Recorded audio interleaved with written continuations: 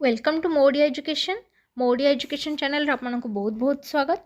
तेबे आज वीडियो आम स्टार्ट करवा इंग्लिश ग्रामर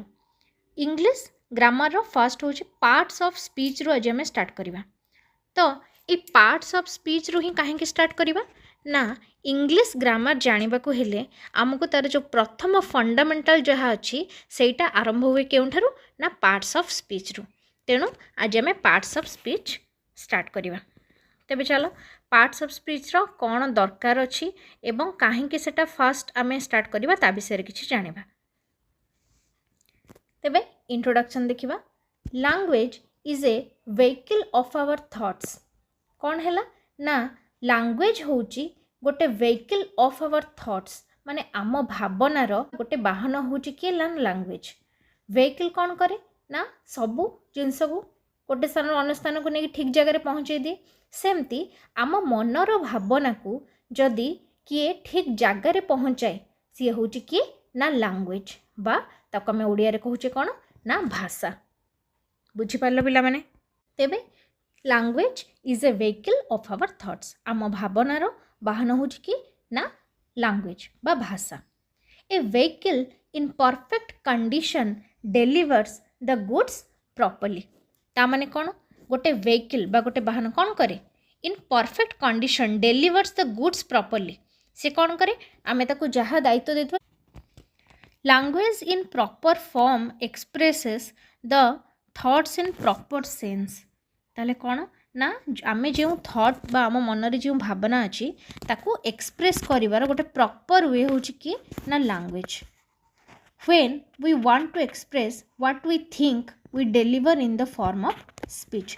जेते बेले आमे मन रे भाबी दो जे आमर जो भावनाटा अच्छी जेते बेले आमे जानी दो जे आमे सेटा को केमती एक्सप्रेस करियार अच्छी सेटा को आमे डेलीवर करू कहा माध्यम रे ना स्पीच माध्यम रे आमे सेटा को डेलीवर करथाउ बा सेटा को आमे स्पीच बोली कहिथाउ। आमे जो कथाटा को कहिबा जोटा मन रे आमे भाबिले तापर आमे कहिबा तो सेटा को आमे स्पीच बोली कहिथाउ। तो एई जो स्पीच थाए गोटे सेंटेंस मेकिंग रे बहुत हेल्प करे सेटा आउ याकू कौन करा हेची ना सेटा को ही आमे पार्ट्स ऑफ स्पीच कहूचे।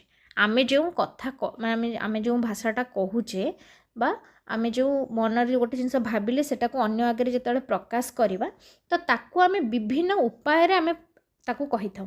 तो सेटा को ही पार्ट्स ऑफ स्पीच कहा जाए। ए स्पीच रो जो पार्ट्स गुड़ाक रही सेटा ट्रेडिशनल ग्रामर रे सेटा को क्लासिफाइड कराई कौन ना 8टी पार्ट रे सेटा को विभक्त कराई 8टा पार्ट रही से गुड़ी कहला कौन कौन एठी अच्छी देखिदबा। फास्ट होची कौन ना नाउन, सेकेंड प्रोनाउन, तापर आसला adjective, verb, adverb, preposition, conjunction आउ है इंटरजेक्शन। तो ये जो 8टी रही यही 8टी को आमे कहूचे ना पार्ट्स ऑफ स्पीच। आमे जेते बेले कौन से कथा कहूचे तो तार एगुड़ा कहूचे गोटे गोटे पार्ट। नाउन बा जहाँ को आमे ओडिया रे कहूचे विशेष्य, प्रोनाउन बा जहाँ को आमे ओडिया रे कहूचे सर्वनाम, एडजेक्टिव बा जहाँ को आमे ओडिया रे कहूचे विशेषण, वर्ब बा जहाँ को आमे ओडिया रे कहूचे क्रिया, एडवर्ब जहाँ को आमे ओडिया रे कहूचे क्रिया विशेषण, प्रीपोजिशन बा जहाँ को आमे कहूचे संबंध सूचक अवय, कंजक्शन बा जहाँ को आमे कहूचे संयोजक अवय एवं इंटरजेक्शन बा जहाँ को आमे कहूचे विस्मय आदि सूचक। तेबे एई 8टी को नेकी आमर पार्ट्स ऑफ स्पीच इंग्रजी रे गठित होईची। तेबे या विषय रे प्रत्येक आमे एबे टिके टिके ता विषय रे जानिबा एवं परवर्ती अध्याय रे मो नाउन रो पूरा प्रॉपर माने नाउन रो गोटे पूरा वीडियो, प्रोनाउन रो, एडजेक्टिव रो, वर्ब रो ए सब गुडा को पार्ट्स ऑफ स्पीच रो गोटे गोटे एलाबोरेट वीडियो आनिबी। आज आमे या विषय रे खाली टिके टिके जानिबा। तबे चलो नेक्स्ट जिबा। देखो पार्ट्स ऑफ स्पीच रो फर्स्ट रही के नाउन। तेबे a noun is the name of a person, place or thing. कौन है तार माने नाउन हेउची कौन ना सेटा गोटे नेम बा नेमिंग वर्ड बोली मध्य आमे नाउन को कहि थाउ। कहार ना हे पारे, कौनसी पर्सन रो ना हे पारे, कौनसी प्लेस रो ना हे पारे बा कौनसी ଜିନିଷର ନାଁ ମଧ୍ୟ ହେଇପାରେ।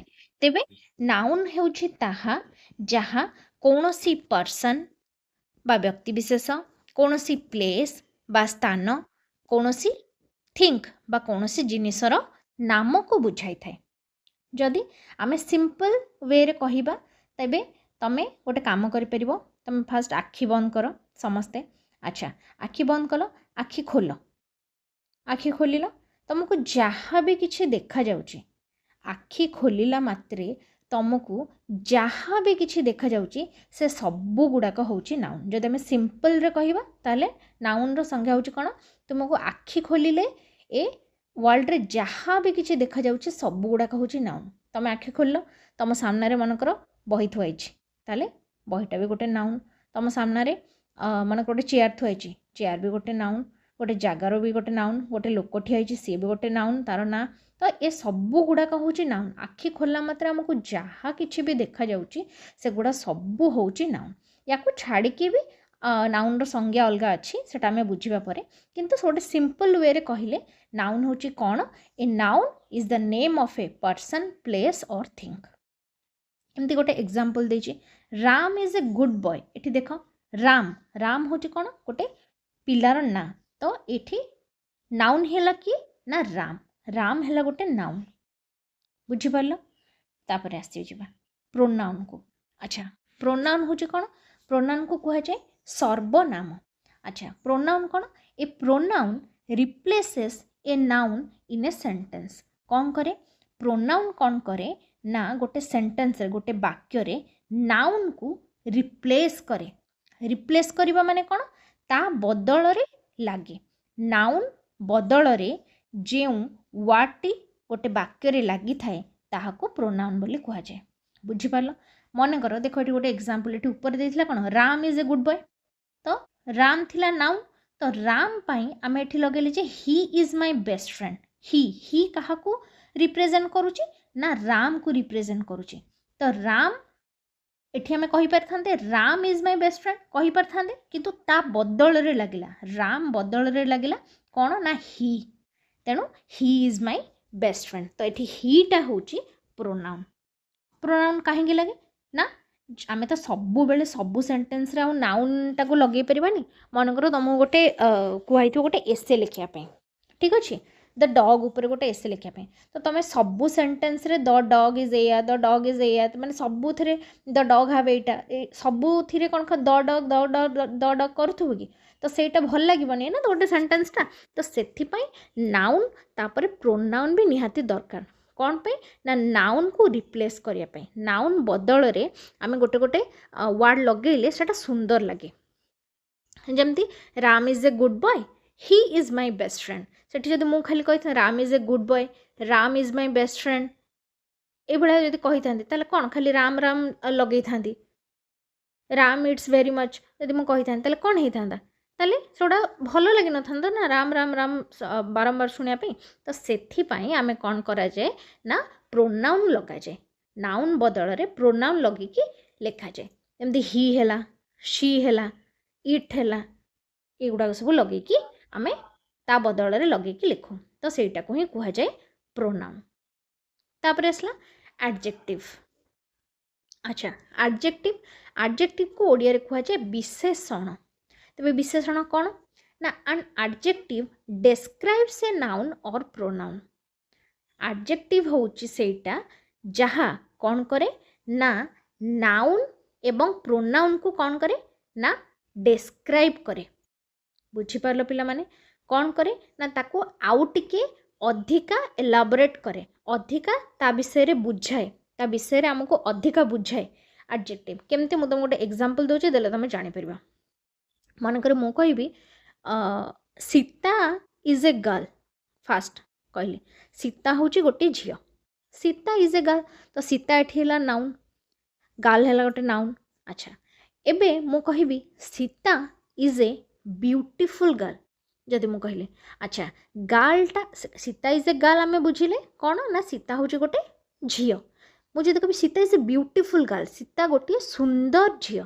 ତ ଏଇ ଯେଉଁ ଝିଅକୁ को ये कौन कला सुंदरता कौन कला तार गोटे गुण ताकू कौन कला ना अधिका डिस्क्राइब कला अधिका ता विषय आम जानिले से झील विषय आम अधिका जानिले कौन ना झीलटे अधिका सुंदर नहले मनकर आम कहीपर the girl is very clever जोटा जदि आम कहीपर Sita is a clever girl जदि कह आम Sita is a clever girl तो से झीलटी केमी ना चतुर बा क्लेवर तो ये जो क्लेवर है ब्यूटीफुल है यहाँ कौन करुच्ची ना ताकू बुझाऊँच क्या नाउन को बा प्रोनाउन को अधिका टिके बुझाऊँच तार गुण हो तार परिमाण हो तार आकार हो धर मु कहि दैट इज ए बॉय कहली गोटे पिला that is a tall boy मु कहली पिलाटी केमिति ना डेंगा पिलाटी that is a tall boy तो ये टॉल कौन ताको कौन कला ताको बुझेला तार साइज टाक बुझेला तो सेठी सेटा है मध्य गोटे एडजेक्टिव तो एडजेक्टिव भी बहुत प्रकार अच्छे तो सेटा आम एडजेक्टिव पढ़ला बेले बहुत अधिक भाव में बुझा आज आम केवल टे सिंपल बुझा तो ये गोटे एग्जांपल देछि कौन सी इज ए ब्यूटीफुल सिंगर ये एडजेक्टिव है कौन ना ब्यूटीफुल बुझिपार एटी सिंगर से हूँ गोटे जब मुझे कही था सी इज खाली सिंगर ताहले सेटा भी होता था सिंगर किंतु सिंगर केमिति सिंगर ना ब्यूटीफुल सिंगर तो ये ब्यूटीफुलटा है एडजेक्टिव तब नेक्स्ट जी ओके एबे आसला भर्ब भर्ब को आम ओडिया रे कहते क्रिया बा काम जेकोसी गोटे एक्शन वर्ड भर्ब को आम आउ कौन कहीपर ना एक्शन वर्ड बा काम बा क्रिया बोली मध्य कहीपर तेबे तुम जान ए वर्ब शोज एक्शन और स्टेट ऑफ बीइंग जदि किछि गोटे काम को बुझाऊँच कि गोटे एक्शन होछि गोटे कार्य होछि ताले सेटा को ही आमे भर्ब बोली कही था तो भर्ब भी बहुत प्रकार अच्छी भर्ब विषय पढ़ला बेले आम जाना एवं खाली आम टे देखीदे example they play football everyday ये कौन से माने खेलती प्ले प्लेटा हूँ कौन ना भर्ब गोटे भर्ब तो ये बहुत प्रकार भर्ब अच्छी भर्ब विषय आम नेक्स्ट क्लास रे पढ़िबा तापर जिबा एडवर्ब एडवर्ब होची कोन ना क्रिया विशेषण an adverb modifies a verb adjective और अनदर एडवर्ब ताले कोन हैला गोटे एडवर्ब कोन करे मॉडिफाई करे गोटे वर्ब को किंबा एडजेक्टिव को किंबा आ गोटे एडवर्ब को मध्य से मॉडिफाई करि पारे ही रन्स क्विकली एटले कहै ही रन्स क्विकली ताले क्विकलीटा हूँ कौन ना गोटे एडवर्ब सेमती जदि मुझे कहीपर गोटे क्लेवरली तो ये मुझे कहीपर क्लेवरली तो क्लेवरलीटा है गोटे एडवर्ब यहाँ कौन कर गोटे वर्ब को हो कि गोटे एडजेक्टिव को भी से मॉडिफाई करि पारे वर्ब भी मॉडिफाई करि पारे एवं आउ गोटे एडवर्ब को मध्य अधिका टिके मॉडिफाई करि पारे बुझिपारल जदि मुझे कहि स्लो स्लो रु सेमती हो पार स्लोली स्लोलीटा हूँ मत गोटे एडवर्ब तापर देखा प्रिपोजिशन अच्छा प्रिपोजिशन कौन कही ना संबंध सूचक अवय तादरे संबंध किसी रोथि a preposition shows the relationship between noun and another word गोटे नाउन बा विशेष्य एवं अन्य एक शब्द सहित जदि किसी रिलेशन रहिला से दुई जन भितर ताकू ही कहुए प्रिपोजिशन प्रिपोजिशन आमे कौन करिपरिबा ना जेमती गोटे दीटा सेंटेंस को जोड़िबा पई हो किबा ता भितरे सेटा आमे लगै थाउ जेमती एग्जांपल देखिबा the book is on the table जो ऑन रहिला ऑन इन ओवर एगुड़ा सब होची अंडर एगुड़ा सब होची कौन ना प्रिपोजिशन टू आमे लगाउचे मझिरे लगाउचे ने on in to over under एगुड़ा सब होची प्रिपोजिशन एटा आमे गोटे सेंटेंस रे लगे थाउ नाउन आ गोटे वर्ड मझिरे बुझिपारल तेबे जिबा नेक्स्ट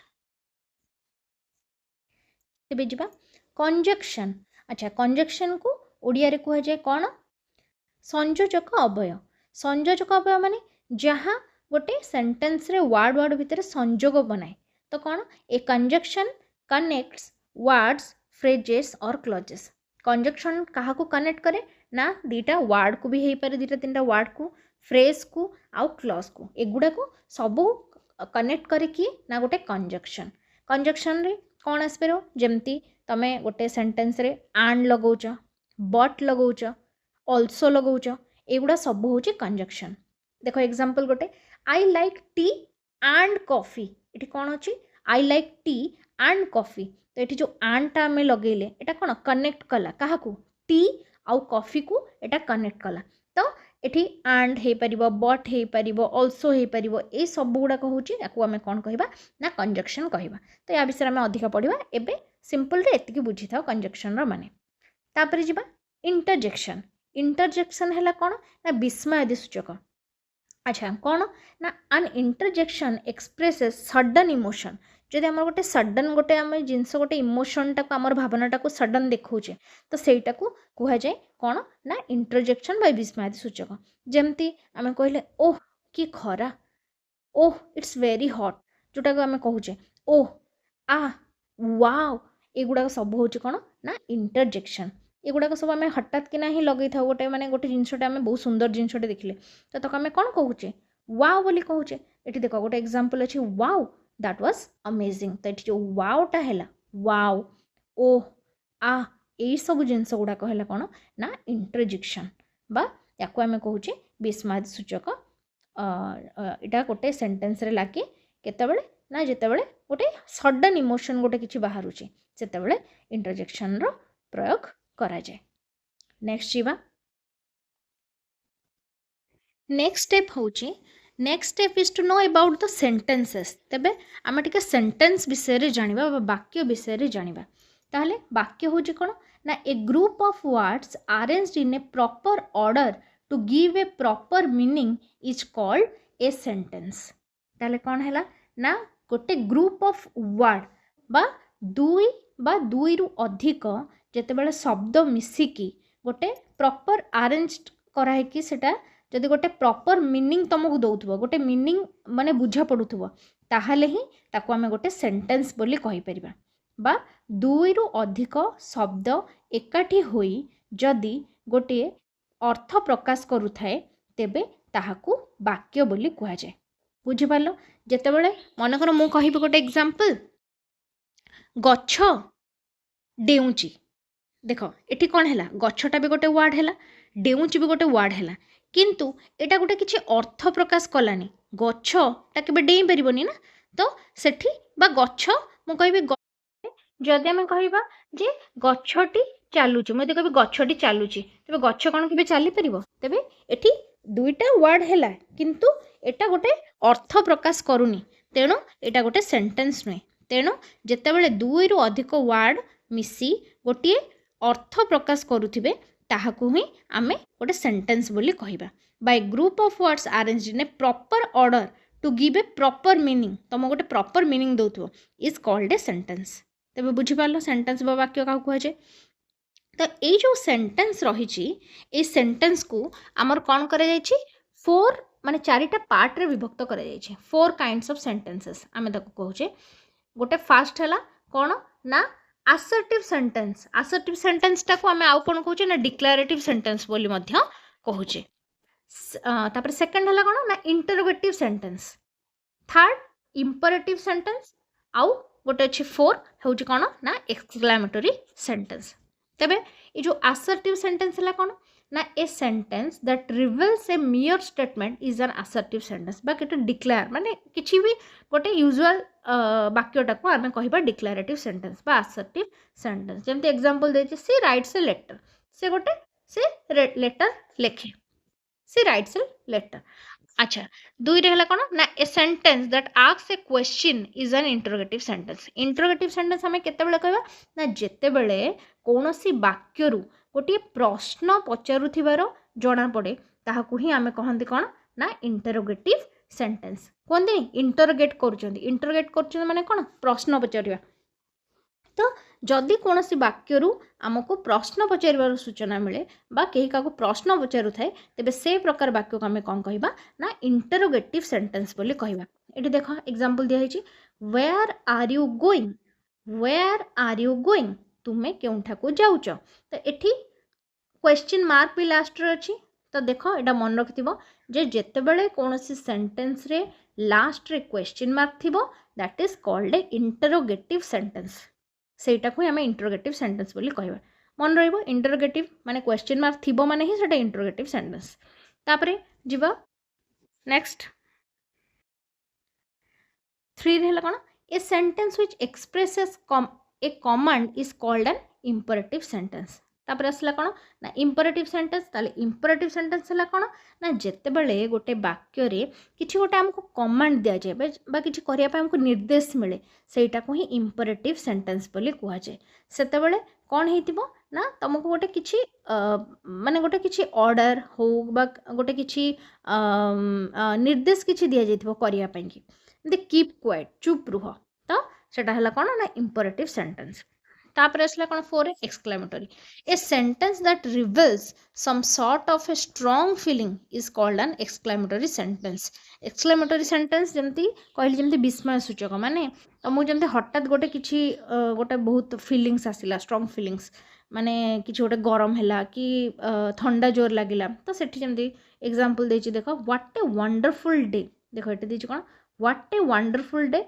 तापर गोटे एक्सक्लेमेटरी चिन्ह भी लागिछि हला एटा को एक्सक्लेमेटरी मार्क बोली कुहा जाय बा एक्सक्लेमेटरी मार्क देखो एमती थिबो एमती तळे गोटे बिंदु थिबो एटा ही होछि एक्सक्लेमेटरी मार्क तो एटा थिबो सेटा को आमे एवं गोटे स्ट्रांग फीलिंग आस्तुबो व्हाट ए वंडरफुल डे आमे जदी कहबा ताले एटा हला कोन ना एक्सक्लेमेटरी सेंटेंस तो या विषय आम नेक्स्ट वीडियो रे परवर्ती जिते बेले आम टाइप्स ऑफ सेंटेंस रो पूरा पढ़िबा सेठी आम पूरा पढ़िबा भलसे एबे खाली तुम्हें जानिबा पे पार्ट्स ऑफ स्पीच रे मोइटा टिके टिके खाली डिस्कस करछि तापरे नेक्स्ट जीवा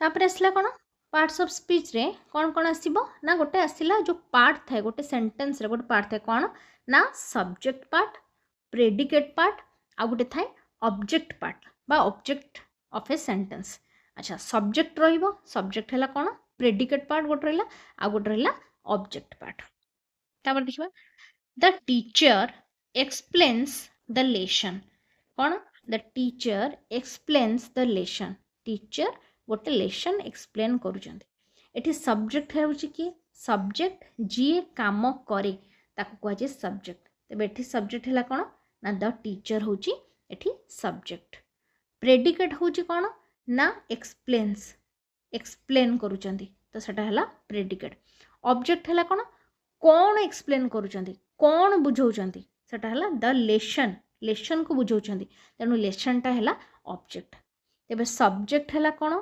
जी काम करे एठी काम किए करूची ना किए बुझौचंती ना द टीचर तो द टीचर हला सब्जेक्ट प्रेडिकेट होची प्रेडिकेट माने कोन जो कामटा को कामटा ना एक्सप्लेन करूचंती से एक्सप्लेन करूचंती तो एक्सप्लेन्सटा हला प्रेडिकेट ऑब्जेक्ट हला कोन कोन एक्सप्लेन करूचंती को जिंसटा को करा जाउची बा लेसनटा को एक्सप्लेन करूचंती तो द लेसनटा हला ऑब्जेक्ट तापरे देखो द सन राइजेस एठी किए उदय होची द सन तेबे द सनटा हला कोन ना सब्जेक्ट काना सूर्य उदय होचंती राइजेस उदय हेबा एटा हला प्रेडिकेट एठी आउ किछि देइनी तेनो ऑब्जेक्ट एठी नाही तापरे नेक्स्ट जीवा देखो बर्ड्स सिंग देखो एठी बर्ड्स हला कोन माने किए गीत बोलचंदी ना बर्ड्स बा चढ़ई माने तेनु चढ़ई मानेटा होउची एठी कोन ना सब्जेक्ट प्रेडिकेट जो कामटा करा होउची सिंग तेनु एटा हला प्रेडिकेट तापरे देखो क्लोज द डोर एठी क्लोज द डोर बोली कहा को कुआ जायछि तुमे कबाट दियो आमे क्लोज द डोर सिना खाली कहले किंतु एठी सब्जेक्टटा एठी लेखा हिनी एठी सब्जेक्टटा हाइड हेकी अछि तो एठी सब्जेक्ट हबो कोन जहा को कामटा करिया पे कुआ जायछि तो एठी कहा को काम करिया पे कुआ जायछि ना तुमको बा एठी सब्जेक्ट हेजबो कोन यू एटा तुमको बुझिया को पड़िबो क्लोज द डोर कहले कबाट दियो कहा को मैं कहूँ तुम्हें कबाट दियो तेणु यू एठी होचे सब्जेक्ट जोटा हाइड हेकी अछि प्रेडिकेट तो हैला जो कामटा करे जे बा क्लोज करबा बंद करबा तो क्लोजटा हैला प्रेडिकेट ऑब्जेक्ट हैला जहा को बंद करबा कहा को बंद करबा ना द डोर को बंद करबा तेणु डोरटा होची कोन ना ऑब्जेक्ट एटा पूरा इंपोर्टेंट मन देगी मन रखिबो एठी सब्जेक्टटा तुमको एठी निर्णय करे को पड़िबो डोंट शाउट पार्टी कर नाही ताले एठी कहा को जायछि पार्टी कर नाही ना तुमको कहे तुम्हें पार्टी कर ना तो यूटा है ये कौन ना सब्जेक्ट एटा तुमको मान्य भाविया को पड़ो जे एठी सब्जेक्ट किए एठी यू है सब्जेक्ट एठी सब्जेक्टटा हाइड अच्छे डोंट कर ना तो एटा है कामटा तो प्रेडिकेट शाउट पार्टी कर ना कौन कर ना पार्टी कर ना तो शाउटा है ऑब्जेक्ट बुझीपार तेबे पार्ट्स ऑफ स्पीच रे आज एतिकी भावुची तुमको सब जिनस बुझीपारि मु पूरापूरी भल भाव एलाबोरेट ए करना कारण वीडियो बहुत लंबा हो केवल तुम्हें मैंने जानी रखा उचित जे को पार्ट्स ऑफ स्पीच गुड़ाक खाली रहा तो आउ थे कहीदे पार्ट्स ऑफ स्पीच गुड़ा कौड़ा रहा ना 8टा पार्ट्स ऑफ स्पीच रहा जोड़ा कि आम परवर्ती वीडियो रे सबू एलाबोरेट करके जानिबा भल भाव आज किंतु खाली मन रख 8टी जो पार्ट्स ऑफ स्पीच रही सेटा हूँ कौन फर्स्ट हूँ नाउन बा विशेष्य 2 हूँ प्रोनाउन बा सर्वनाम 3 हूँ एडजेक्टिव बा विशेषण 4 हूँ वर्ब बा क्रिया 5 हूँ एडवर्ब बा क्रिया विशेषण 6 हूँ प्रिपोजिशन बा संबंधसूचक अवय 7 हूँ कंजक्शन बा कौन संयोजक अवय 8 हूँ इंटरजेक्शन बा विस्मयसूचक है विस्मयादि सूचक जोटा कहे आम तो एतिकी तुमको मन रखार अच्छे एतिकी हूँ पार्ट्स ऑफ स्पीच या विषय रे अल्प अल्प बुझे नेक्स्ट क्लास रे भलरे बुझेबा तेबे आशा करछि वीडियोटी भल लागिथिबो जदि भल लागिबो तेबे चैनल को सब्सक्राइब करिवे एवं सांग मानक सह वीडियोटी को शेयर करिवे लाइक करिवे कमेंट करिवे थैंक यू कीप वाचिंग।